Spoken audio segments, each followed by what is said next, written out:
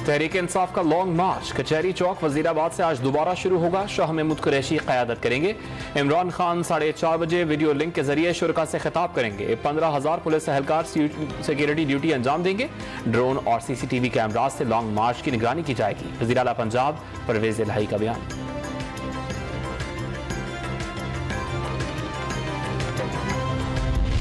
इमरान खान का मकसद इंतशार, फसाद, जलाओ घेराव और फितना फैलाना है। जो पैसा टायर जलाने पर लग रहा है वो सैलाब जदगान के चूल्हे जलाने में लगाते थे। मरियम औरंगजेब का बयान। रावलपिंडी में PTI कारकुनान ने सड़कें खोलना शुरू कर दी। मरी रोड को खोल दिया गया।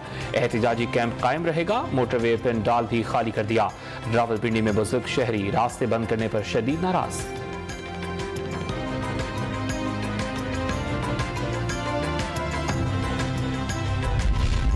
इमरान खान के दोनों बेटे कासिम और सुलेमान जमान पाक लाहौर पहुंच गए। इमरान खान ने दोनों को गले लगा लिया।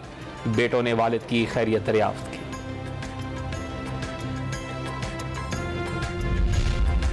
इंतशार की सियासत कबूल नहीं। गवर्नर राज आईनी इकदाम जरूर मगर आखिरी ऑप्शन है। लॉन्ग मार्च से अवाम को मुश्किलात हुई। चंद लोग सड़कों और शाहराहों को बंद कर देते हैं। गवर्नर पंजाब की गुफ्तगू।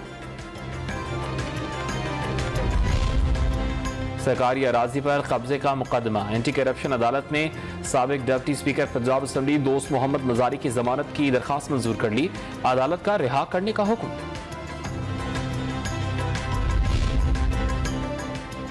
वज़ीर आला सिंध की कराची का रेड लाइन मंसूबा 2 साल में मुकम्मल करने की हिदायत। BRT रेलवे लाइन मंसूबा वर्ल्ड बैंक के तावन से 60 अरब रुपए की लागत से मुकम्मल किया गया।